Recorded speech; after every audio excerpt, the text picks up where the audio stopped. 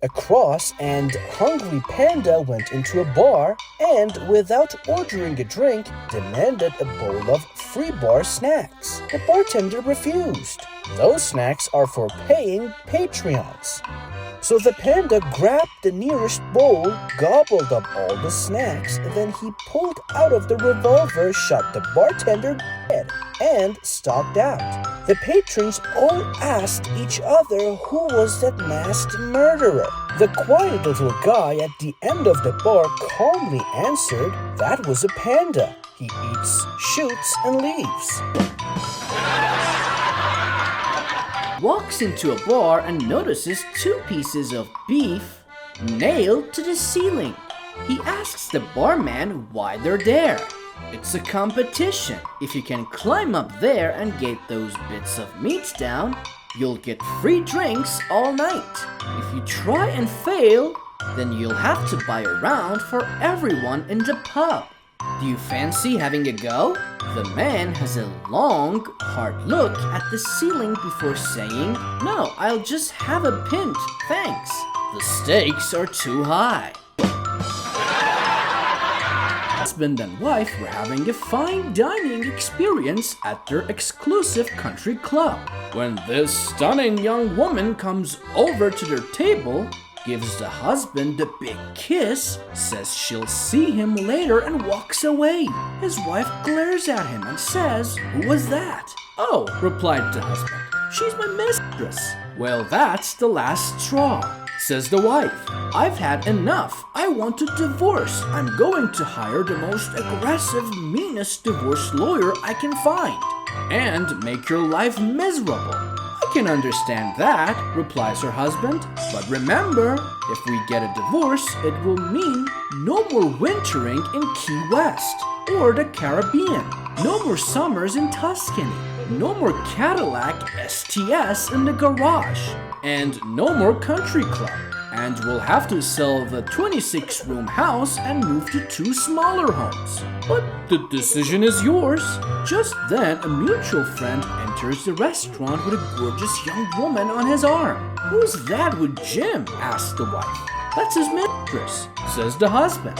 The wife replies, "Ours is prettier." A bus filled with politicians was driving through the countryside one day. On the campaign trail, the bus driver, caught up in a beautiful scenery, loses control and crashes into a ditch. A farmer living nearby hears the horrible crash and rushes out to discover the wreckage. Finding the politicians, he buries them. The next day, the police comes to the farm to question the man. "So you buried all the politicians?" asked the police officer. "Were they all dead?" The farmer answered, "Some said they weren't, but you know how politicians lie." The crowd had gathered around the whore and they were about to stone her. Jesus stepped in front of her and said, "Let he who is without sin cast the first stone." From the back of the crowd came the stone, which hit Jesus on the head and knocked him down. Jesus turned and looked in the direction and said, "You know, Mom, sometimes you really piss me off." And is walking past this house when a used car comes flying out of the second-story window and lands squarely on his head. Rather disgusted and absolutely furious, he goes up to the front door and starts pounding on it. An elderly man opens it and asks him what caused him to knock so loudly. The passerby asks, "Who's in your upstairs room?"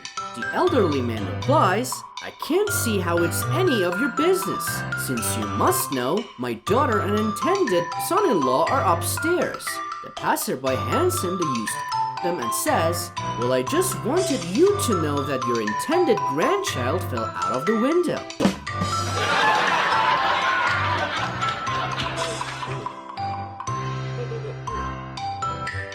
Sattie's husband, Jake, has been slipping in and out of coma for several months. Yet his faithful wife stays by his bedside day and night. One night, Jake comes to and motions for her wife to come closer.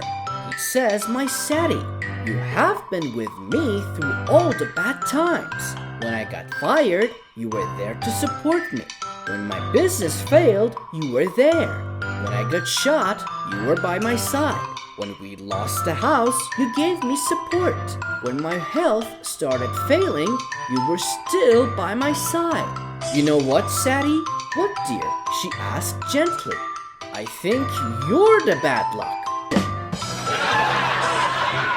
A woman is in bed with her lover, who also happens to be her husband's best friend. They have sex for hours, and afterward, while they're just lying there, the phone rings.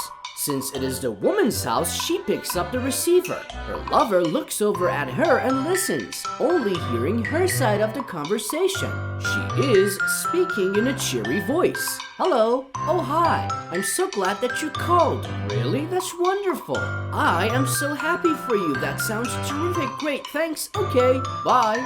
She hangs up the telephone and her lover asks, who was that? Oh, she replies, that was my husband telling me about the wonderful time he's having on his fishing trip with you. Doctor, doctor, shouted the woman coming into the doctor's office. I think I'm turning into a man. Then the doctor says, now hold on, little lady. What makes you think that you're turning into a man?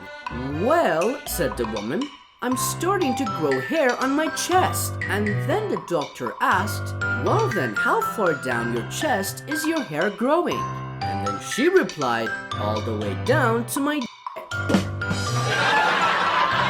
beautiful, voluptuous woman went to a gynecologist. The doctor took one look at this woman and all his professionalism went out of the window. He immediately told her to undress. After she had disrobed, the doctor began to stroke her thigh. Doing so, he asked her, do you know what I'm doing? Yes, she replied. You're checking for any problems. That is right, said the doctor. He then began to fondle her breasts. Do you know what I'm doing now? He asked. Yes, the woman said. You're checking for any lumps or breast cancer. Correct, replied the shady doctor. Finally, he mounted his patient and started having sexual intercourse with her. He asked, do you know what I'm doing now? Yes, she said. You're getting herpes, which is why I came here in the first place. And picks up her and takes her back to his room. She strips off all her clothes and all he does is stare at her. What, honey? Is this the first cat you've seen since you crawled out of one? No, it's just the first one I've seen big enough to crawl back into.